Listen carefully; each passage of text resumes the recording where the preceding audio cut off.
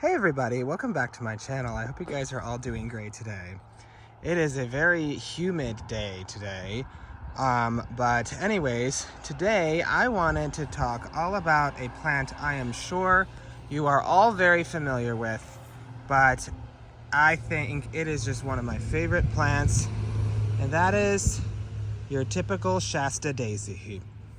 So, Shasta daisies are very easy plants to grow. They're really not all that fussy, and they give you these beautiful, just pure white and just the classic daisy flower. And these ones that you're looking at right now, these real tall ones, as you have one right here and one right there. I also have some more that I'm going to show you. But what's interesting about these ones I actually started from seed a few years ago.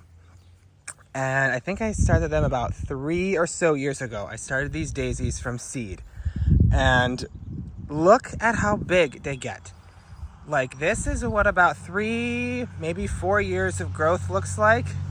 It is absolutely incredible. And I actually have one that I'll show you in a minute that I think is the biggest daisy I have ever seen in my life.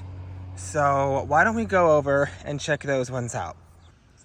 So here's another Shasta daisy that I grew from seed. This is actually right by the mailbox, and it is really, really big, and I don't even know if you can see it, see how big it is. Like let's just do a pan around of it. This thing has got to be at least, oh goodness, I'd say it's about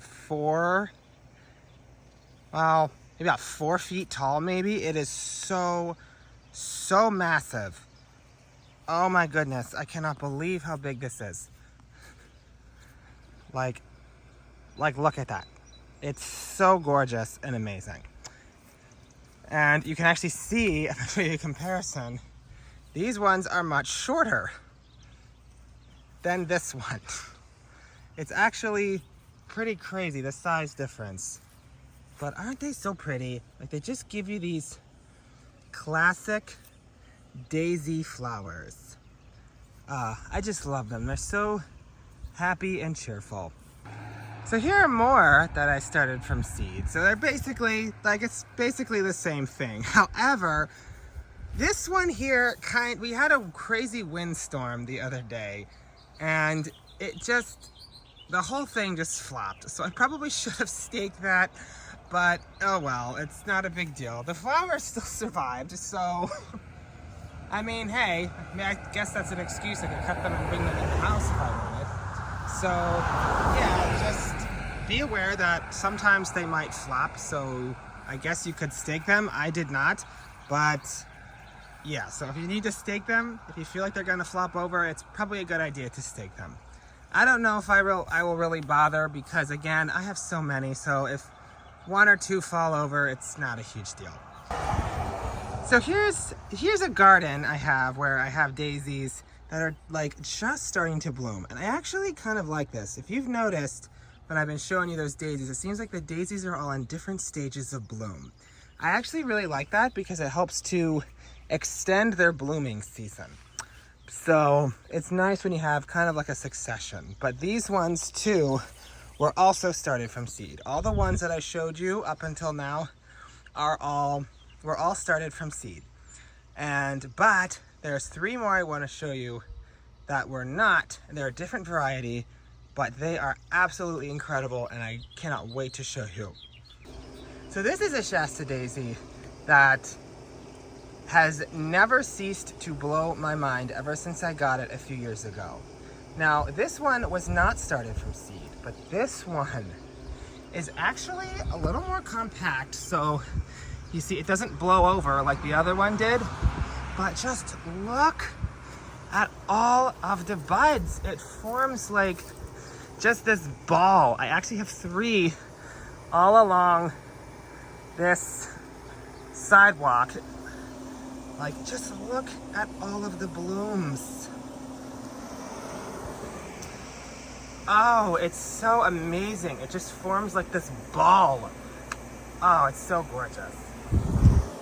And And in case you're wondering, this variety is actually from Proven Winners, and it's called Daisy May. It's part of their amazing Daisies collection. By the way, this video is not sponsored. I'm just saying my experience with them. And I think they are absolutely amazing. And well, they are amazing daisies. I guess they named that very appropriately. So that's kind of the tour of some of the daisies I have in my garden. And now I want to talk a little bit about how you can be successful with them. So I'm back to these ones, the first ones I showed you, and I want to talk a little bit about how you can be successful with these daisies. So caring for Shasta daisies is very simple. They really don't demand much, and they're very unfussy. So first and foremost though, as for sunlight, daisies love sun. They are sun lovers, so make sure that you give them at least 6 hours plus of sunlight a day. They love the sunshine. So put them in an area that gets full sun and you will get lots and lots of beautiful flowers. Now the other thing, next thing about it is soil, or that I want to talk about was soil. They really aren't too picky about their soil. It seems like these are actually in an area where they are they more or less just kind of take care of themselves. So I don't feed them or anything, at least not the ones here. And to be honest, I don't think I fed any of them this year, and they're doing beautiful. So I don't think their soil fertility is super important. I think they would definitely prefer if you can definitely amend the soil, both for fertility and if you have very heavy clay. Shasta daisies do not like that. Shasta daisies need good drainage. They actually are prone to dying over the winter if they are sitting in wet soil. So make sure that they have ample drainage, but enough so that it retains the moisture. And that leads me to my next point.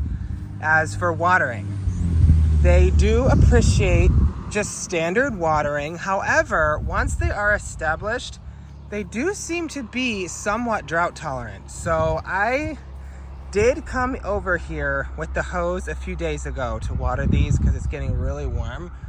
And they haven't had water in a while. So that's really the only time I intervened up till now. I might come out here again, but I just watered them because they were getting really dry. So I would say that if you live in an area that has regular rainfall, after they are established, like after their first year, generally they can live off of whatever rain they seem to be able to live off of whatever rain you get. If you live in an area that gets fairly regular rainfall, they'll probably be fine. But if it gets a little bit dry, like if you've had going through kind of a dry spell and the soil looks pretty dry, yeah, I would say give them a shot of water. But like I said, they can handle some drought. But if you can give them a drink like every couple weeks, if you haven't had rain, they would probably really appreciate that. Now, as for fertilizer, a lot of guides I've read about Shasta daisies say they are heavy feeders. I don't really find that to be the case. I have found them to be, like I said, they're very easy, and I haven't really noticed much of a difference even when I do fertilize them. So this year I didn't feed them at all, and I think they actually do just fine. So if your soil is reasonably fertile, make sure you're amending them when you're planting them. But after that, especially if you mulch and put compost over them, they really don't need any supplemental fertilizer in my experience. I don't know about you. Let me know what your guys' experiences are in the comments. So yeah, I really don't think that fertilizer is really necessary if you have decent soil. But if you have really poor soil, I would probably say give them a little bit of fertilizer or some compost. They would probably appreciate that. So that's fertilizer. Now, what else? am I going to say? Oh, the other thing I want to talk about is division with these guys. So Shasta Daisies, I've only had them for 3 years, so I actually haven't divided these yet. But Shasta Daisies, from what I understand, do benefit from being divided. Now, this is especially true if, like the center, there, you can't really see it on this plant, but what will happen is it'll kind of splay out from the center and the center will kind of die. If that starts to happen, it's probably a good idea to divide them. And you can do that in spring, or you can do it like late summer, fall. So you want to make sure you do it, if you do it in the fall, that you do it early enough so that, like, I wouldn't do it in like October or something, at least where I live, because they might not have enough time to establish after like you replant them, because they do need time to root in so that they can survive the winter. And these should survive winters, I believe, in zones, at least in zones 5 through 9. So you can just look up what your hardiness zone is. I live in a zone 6B, and they have come back every single year and they do just fine.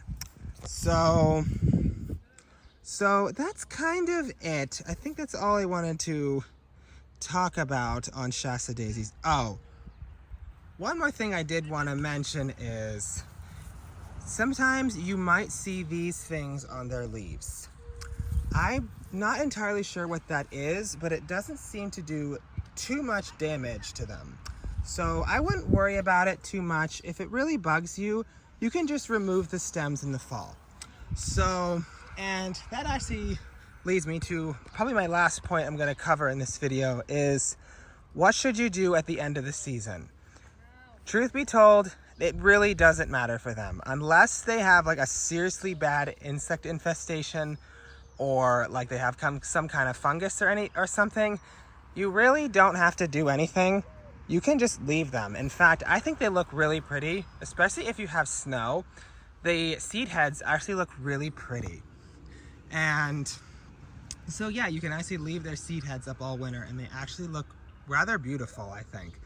And I also have found that they seem to overwinter better. Like their crowns seem to be, their leaves are actually semi-evergreen, at least in my area, zone 6B. So if you can leave their stems up, that would probably be best, but you can cut them down in the fall. I've had success either way. So you can do that. You can mulch them if you live in like kind of a border zone. So if you live in like the colder zones of zone 5, then maybe some mulch would be best. But I really, especially with these ones, a lot of my daisies, at least some of them, I don't mulch and they still come back just fine. So again, like I said, they're hardy, they are tough plants, they're so pretty, and they are deer resistant. So if you have deer, daisies are really good. And I think part of the reason for that is they actually, at least this one does. The other ones I was showing you, the Daisy May variety, those ones don't have it, but these ones, they can have kind of a scent, and not in a good way. They actually kind of stink, in my opinion. I don't know if these ones. Oh yeah, no, they actually do have a bit of an odor to them. So I guess it shows that even though they're pretty, whoa, there's a fly just flew on my screen. They don't always smell the best, but they do look very pretty, and it's not very strong. You'd have to get up close like what I was doing. So I hope you guys enjoyed this video about Shasta Daisies.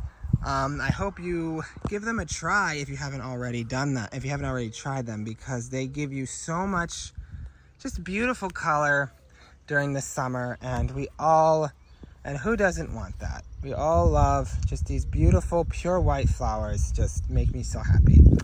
So if you guys enjoyed this video, if you could please leave a like, comment, and subscribe, and let me know if there's any topics that you would like me to talk about at a later date.